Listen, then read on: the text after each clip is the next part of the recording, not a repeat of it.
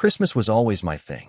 I'm Jake, 29 years old, and I've been the self-appointed holiday coordinator in my family since I was 21. It started the year my parents split. Everyone was kind of lost. Awkward silences around the dinner table, weirdly timed texts about maybe doing something small this year, and my little cousins whispering that they missed real Christmas. So I stepped up, booked a cabin, organized Secret Santa, cooked most of the food, and somehow made everyone feel like it was still magic. After that, it stuck. Year after year, they'd all wait for my group text in October asking, "Same plan this year?" I didn't mind. Honestly, I loved it. Planning stuff gave me purpose, especially around the holidays when I wasn't exactly swimming in my own social plans. I'm not married, no kids, not even really dating anyone serious. Meanwhile, my older brother Ryan, he's 34, has the suburban checklist: wife, 2 kids, labradoodle, soccer games on the weekends, and the energy of a guy who's constantly posting vague status updates like family first, always. We're different, let's put it that way. Ryan's the golden boy. He was always the one with the perfect GPA, the loud laugh at the dinner table, the guy my aunts would compare their sons to with a sigh. I was the quieter one, the organizer, the helper. The "thanks for taking care of that, Jake" guy? No one asked if I wanted to be that guy. It just sort of became expected. The funny thing is, I don't think Ryan even liked Christmas that much. He didn't like the driving, the logistics, the noise. But he liked the attention. Being the one to walk in late with a big bag of gifts, getting the kids to cheer his name like he was Santa himself. I never minded. I liked being in the background. I just wanted people to be happy. And if I'm being honest, I wanted to feel included. This year, though, something felt off. It started small. I sent the usual message in early October, asking if everyone wanted the same lodge we've been going to for the past 3 years. It's this beautiful place tucked into the mountains about 2 hours from where we all grew up. A little expensive, sure, but we split the cost. I cover the deposit and manage the whole booking, and then everyone Venmos me later. I sent the message, same as always. Got the usual replies, "Sounds great. Thanks, Jake, you're the best."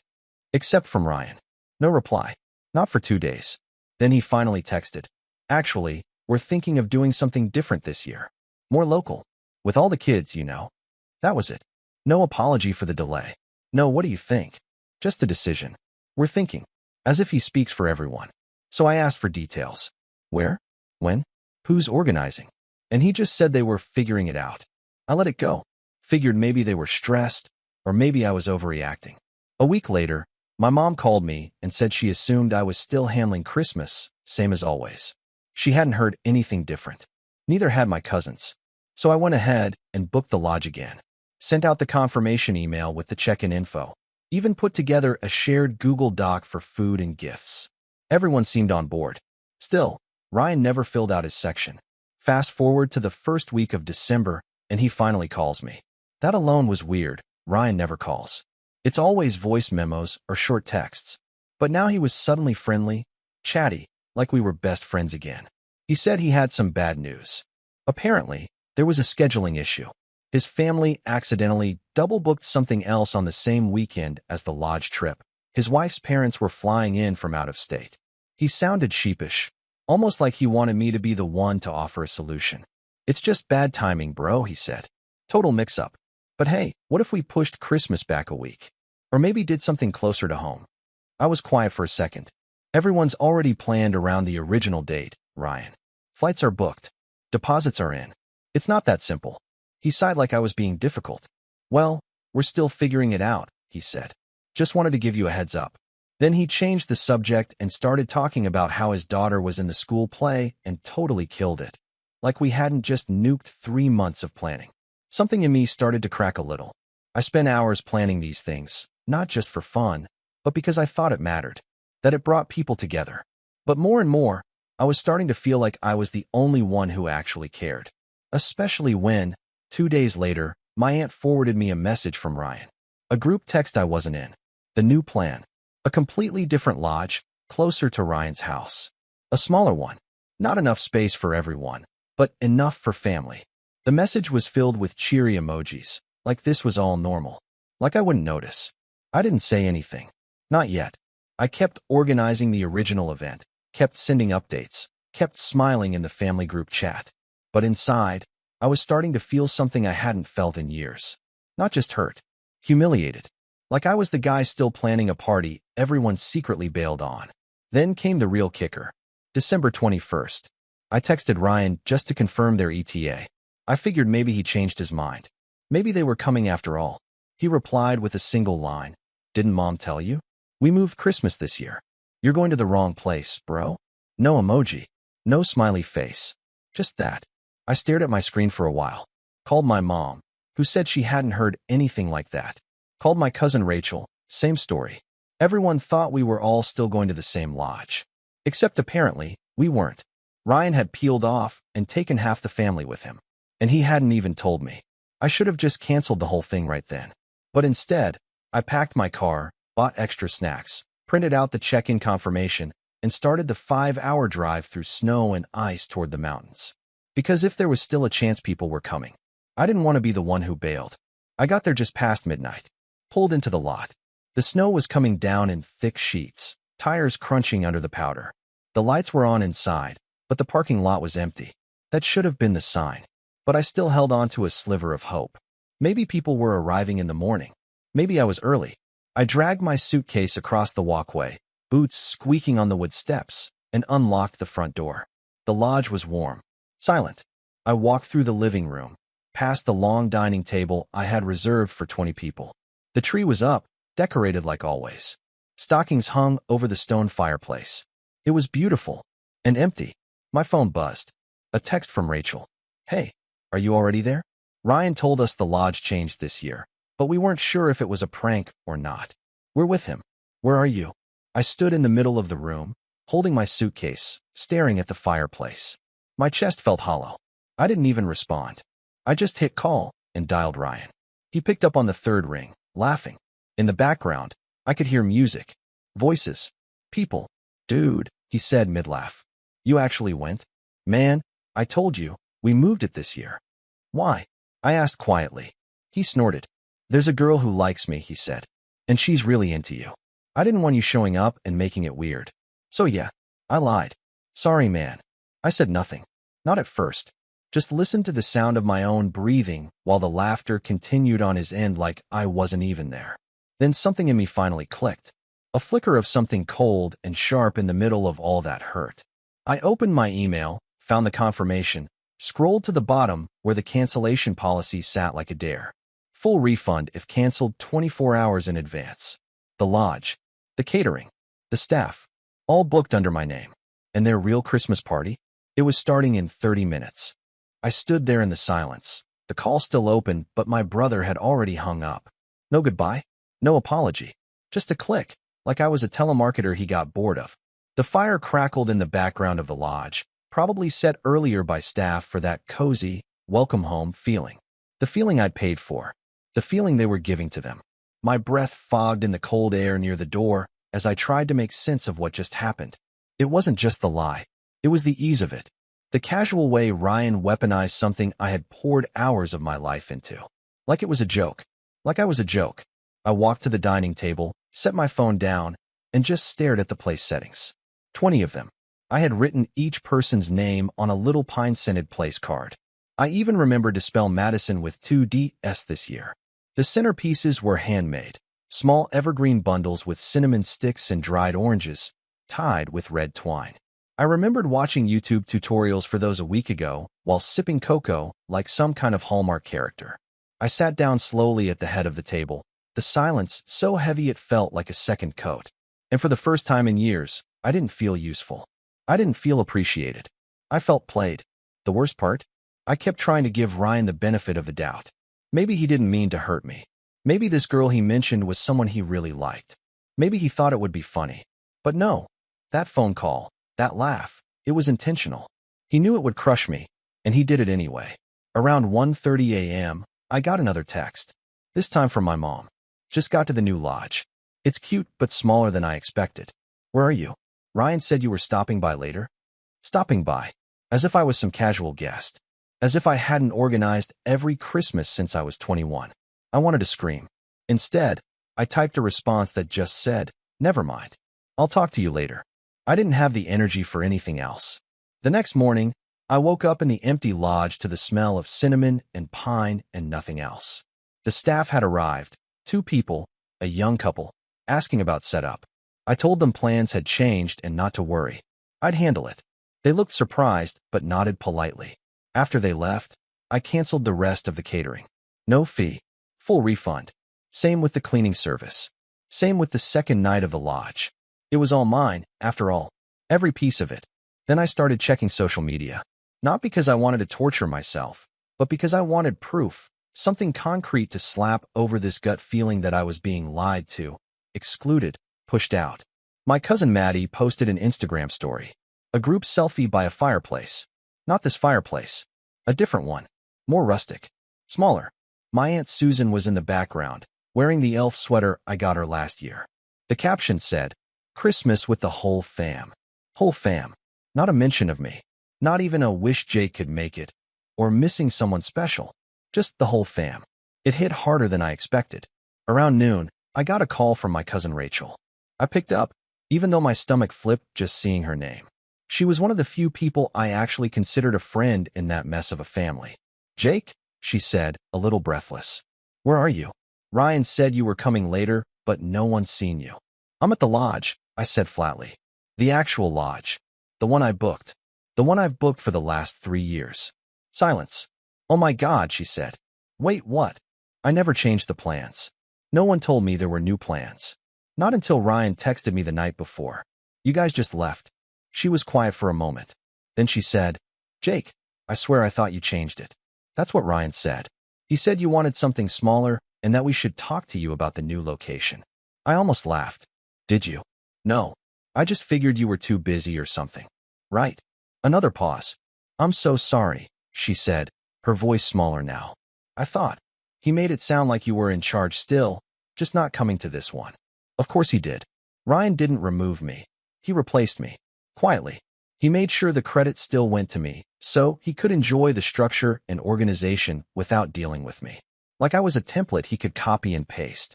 Rachel asked if I was okay, and I lied. I told her I was fine. I just needed rest. She said she'd try to come by later, and I didn't hold my breath.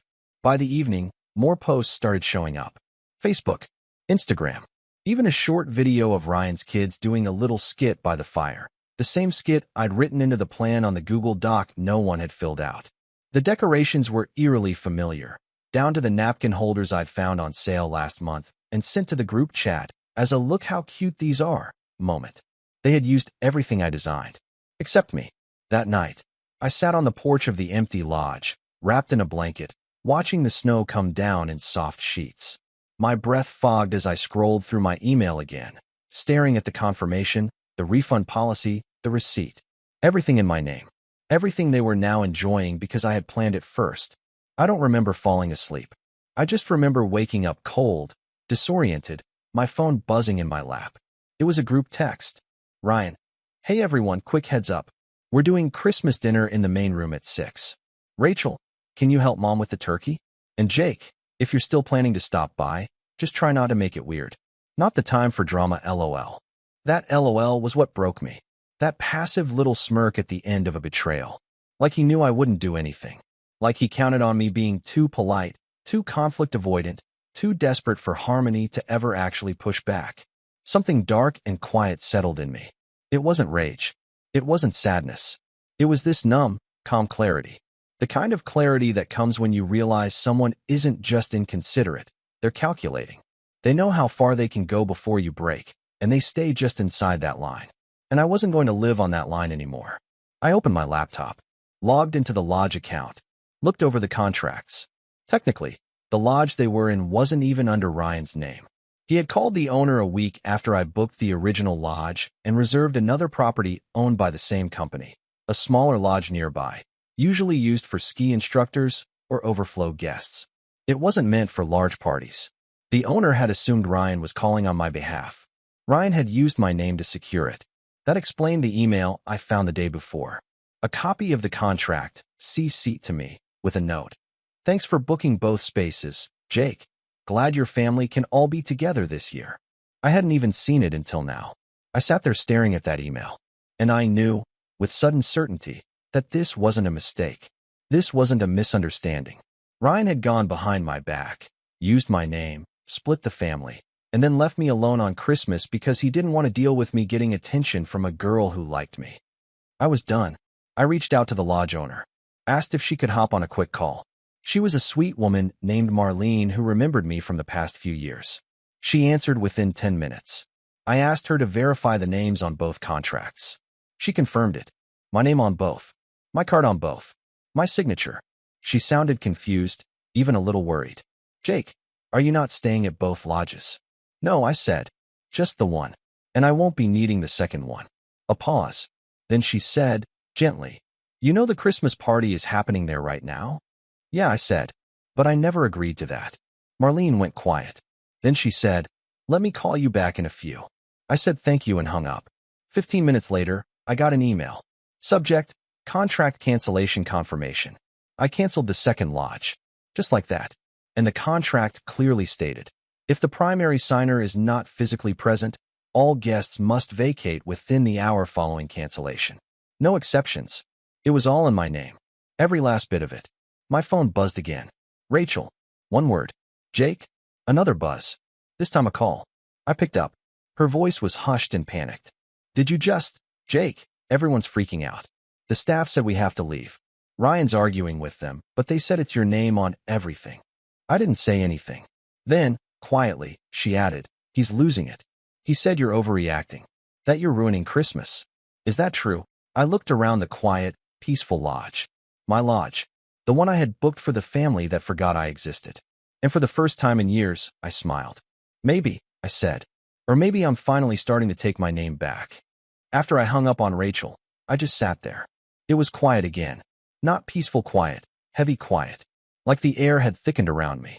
I stared at the blinking cursor on my laptop screen for what felt like an hour, my mind blank. No rage, no sadness.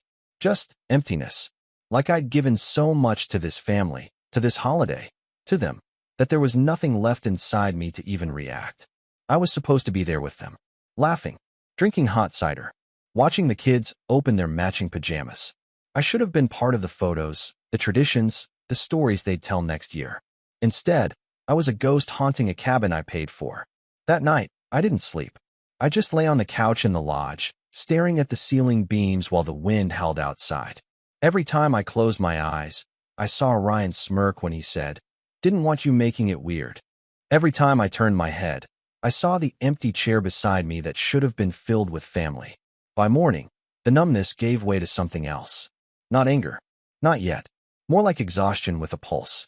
I packed my things, stripped the bed, left the key on the kitchen counter, and drove home in silence.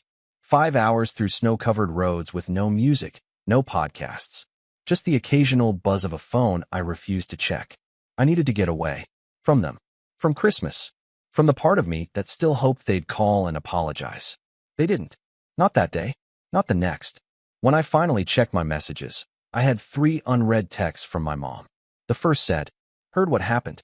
I'm sure it was a misunderstanding. Don't let this ruin the holiday, honey." The second was shorter. "You know how your brother is.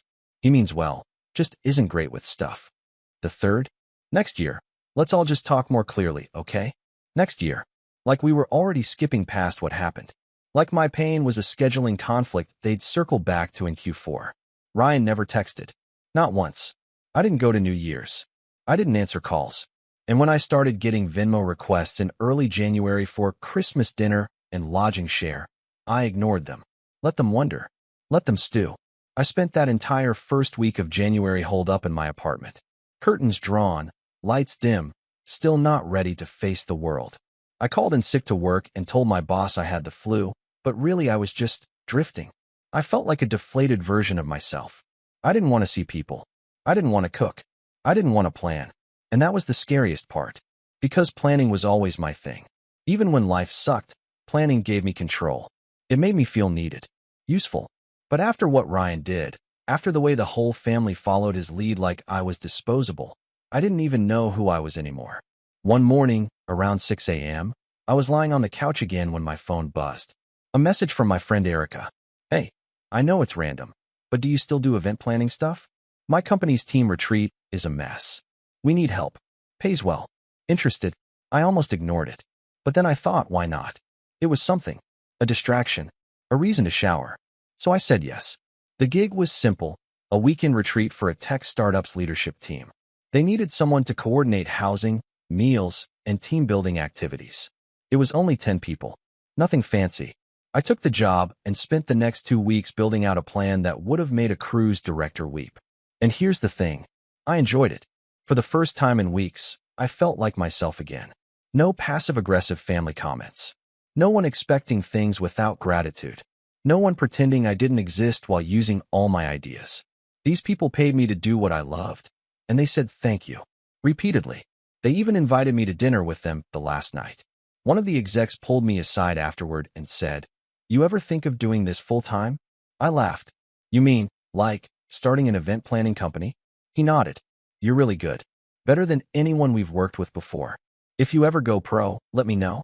We'd totally use you again." That sentence stuck in my head the whole drive home. If you ever go pro.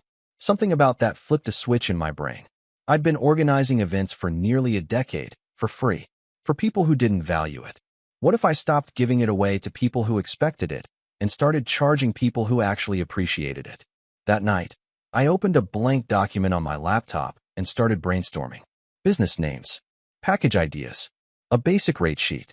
It felt strange at first, like I was trespassing on someone else's dream. But the more I wrote, the more I remembered, this was my dream. It always had been. I just never thought I was allowed to chase it. I was too busy playing helpful little brother to realize I was capable of more.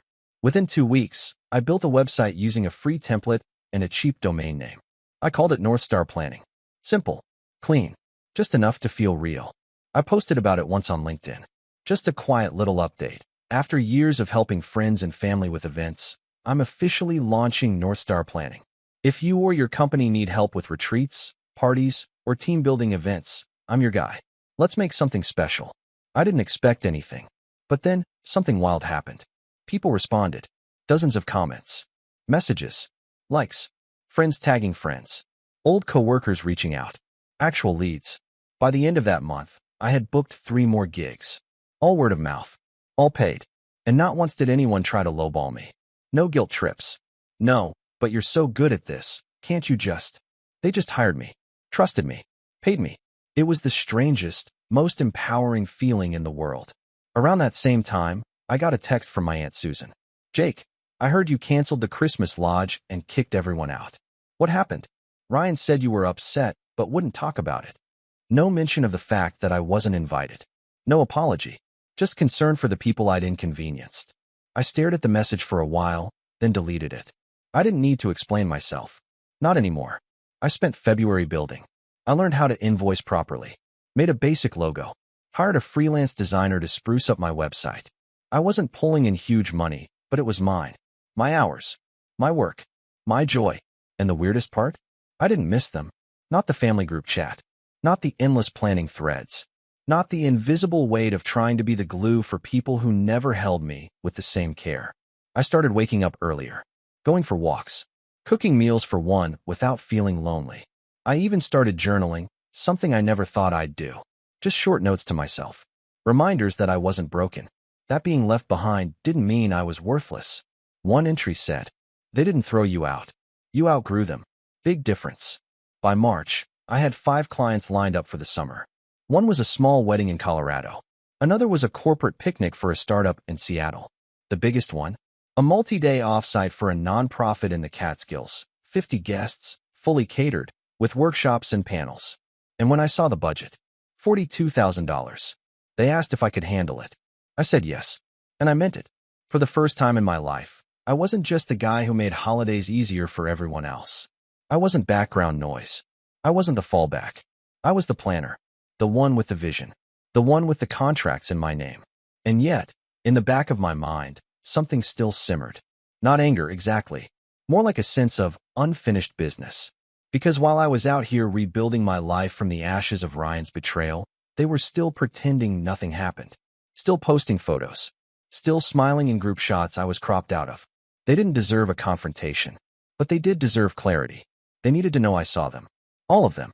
For who they really were. And when the time was right, they would. There's something liberating about success when no one expects it from you. By April, North Star planning wasn't just a side hustle. It was a functioning business. I had 3 full events under my belt, a modest portfolio, and steady interest from clients who found me through referrals or social media. It wasn't flashy yet. I wasn't posting beach photos captioned #BossLife or raking in 6 figures. But it was mine, and it was growing. Quietly, steadily, professionally. What surprised me most was how natural it felt to keep my wins to myself. I didn't tell my family, not even my mom. Not when my website made it onto a curated list of best new planning startups. Not when I was flown out for a paid retreat in Oregon, and not when a private school booked me to coordinate their graduation weekend. The old me would have texted the group chat with updates, maybe even tagged Ryan in a humble brag post for laughs. But now, I wanted them in the dark. Not out of spite, not really, but because it felt right. Poetic, even. For once, they didn't get a front row seat to what I built. They didn't get to weigh in or water it down or find a way to spin it around themselves. They'd see it later, when I was ready. And as fate would have it, that moment came sooner than I expected. It started with a phone call from a woman named Elaine, a corporate HR manager planning a summer retreat for a nationwide insurance company. They wanted something quiet but upscale, with nature and rustic charm, but not too remote. As she described the vibe they were going for, fireplaces, snowy mountains, a long wooden table for the final night dinner, a thought sparked in my mind. I knew a place like that. In fact, I knew two. You ever heard of Deer Pines? I asked casually. It's a lodge property in the mountains, couple hours from the city. 2 locations, actually. One's bigger, usually used for large gatherings, and the other's more intimate. Elaine was intrigued. She asked for photos, so I sent over some from past Christmases. Not the ones with family, just the decor, the food setup, the room layouts. She was sold. We'll take both lodges, she said. We want to split the team into departments the first 2 nights, then bring everyone together for a final evening. And, if you're available, we'd love to have you on site to manage. I told her I'd be there. What I didn't tell her was that my family had already booked the same weekend for their annual Christmas gathering. I found out by accident, or rather, by design. A few weeks earlier, I had quietly followed Ryan's wife on Instagram with a throwaway event account I created for research purposes. She accepted, and sure enough, she posted a story in March, a shot of her laptop, a glass of wine, and a caption, "Christmas planning in full swing. Deer Pines, we're coming back." Same lodge, same week, same smug tone. They had no idea what was coming. But I didn't want to just crash their party or take their spot. That would have been petty. No, I wanted something better. I wanted to do what Ryan did to me, but cleaner, sharper, legal. I pulled out the old contracts. Both properties were managed by the same owner, Marlene, the same woman who helped me sort through the Christmas disaster last year. She and I had stayed in touch. After the fiasco, I had called her back and thanked her for her help.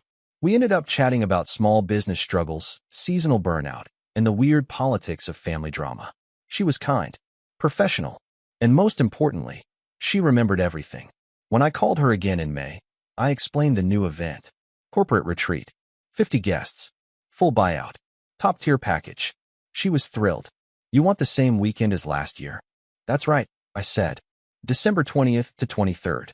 Both lodges. She paused. You know, I think someone else already asked about those dates. Orion, same last name as yours, actually. I kept my voice neutral. Yeah, he's my brother. He's planning something similar. I think he assumed I wasn't involved this year. Ah, she said, the word heavy with meaning. Well, nothing's finalized. He only submitted a soft hold. No deposit yet. Perfect. Let's lock it in under North Star, I said. Full payment up front. No room for confusion this year. She laughed, light and warm. You got it. Within 24 hours, both properties were booked. Mine. Confirmed. Paid in full. A week later, Ryan texted me for the first time since December. Ryan. Hey man, weird question.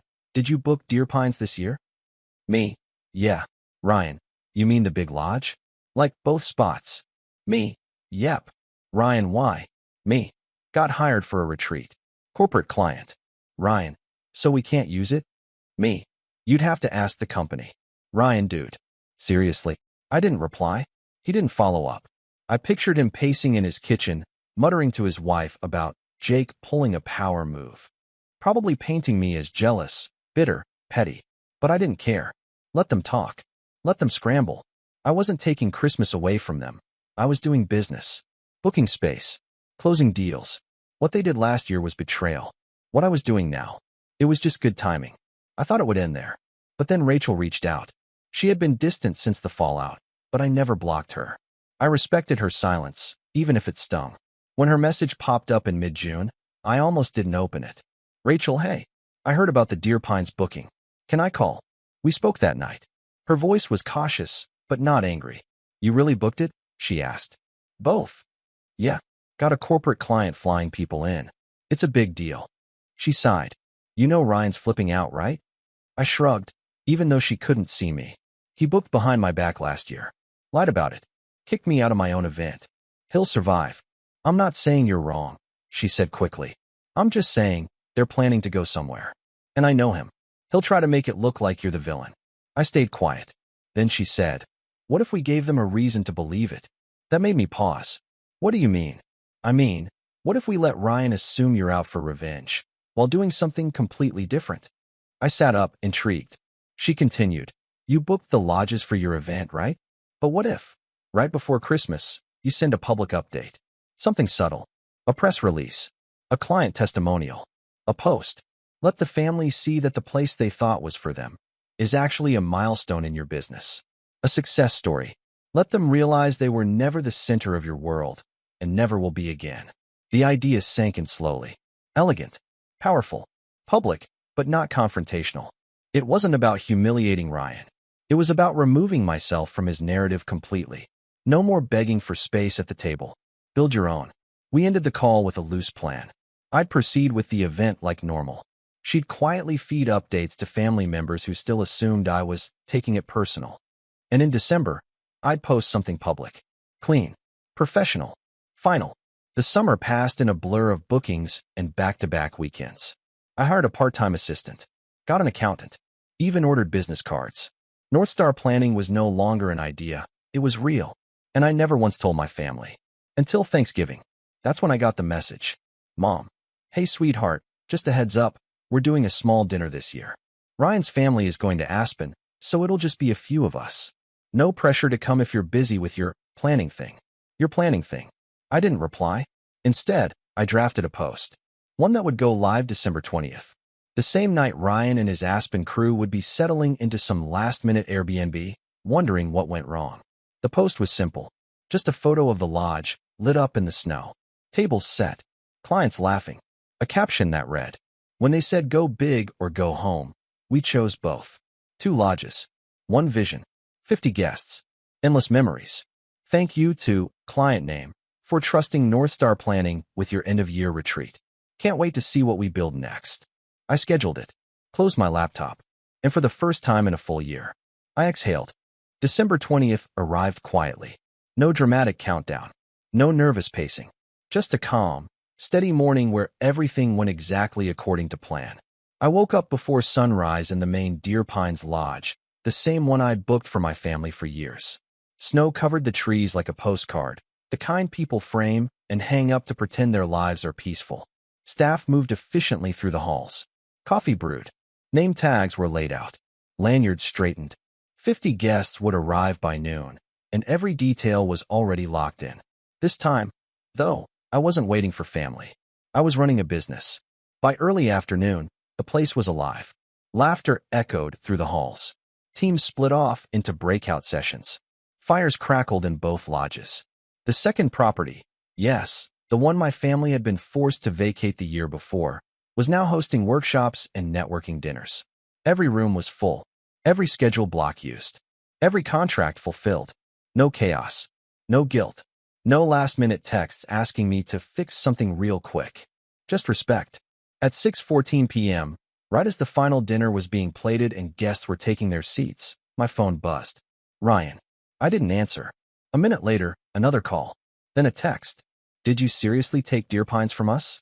I glanced at the long dining table filled with executives raising glasses, smiling, complimenting the decor I designed. I slid my phone face down and walked to the head of the room. Welcome, everyone, I said. Tonight's about reflecting on what you've built and where you're going next. Applause followed. I didn't check my phone again until nearly midnight. By then, my scheduled post had gone live. The response was immediate. Likes, shares, comments from clients and colleagues, messages asking about availability for next year.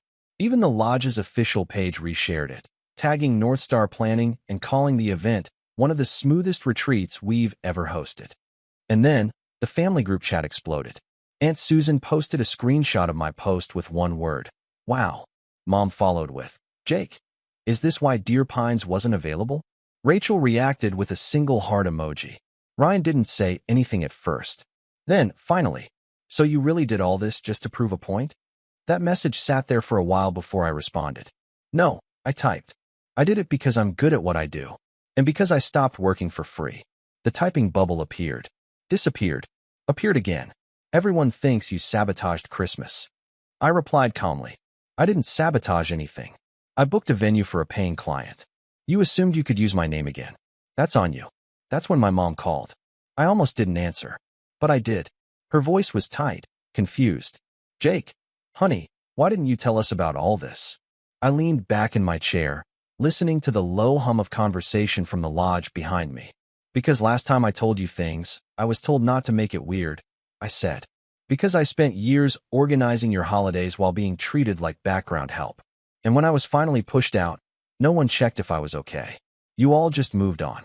She was quiet. I didn't know it was that bad, she said softly. I know, I replied. That's the problem. The fallout came in waves over the next few days. Ryan's wife posted a passive message about family drama ruining traditions. People asked questions. She deleted it. My aunt called to apologize, for real this time. Said she never realized how much I handled behind the scenes. Said she assumed I enjoyed it. Rachel sent me a long message that just said, I'm proud of you. Ryan didn't apologize, but he did stop pretending. A week later, he sent one final text. Guess you don't need us anymore. I stared at it for a while, then replied, I never did. I just thought I did. After that, silence. And honestly, it was peaceful. North Star Planning ended the year with 8 major clients and a wait list for the next spring. I hired another assistant, signed a lease on a small office, started saying no to work that didn't respect my time. I didn't go back to hosting Christmas. Instead, I spent it hiking with friends, eating dinner I didn't cook, laughing without worrying if everyone else was comfortable. No one needed me to hold the holiday together. And for the first time, neither did I. Here's what I learned. Some families don't want a hero. They want a helper they can ignore. And the moment you stop playing that role, they call it betrayal. But choosing yourself isn't revenge. It's graduation. And this year, for the first time, I finally walked out of the lodge without looking back.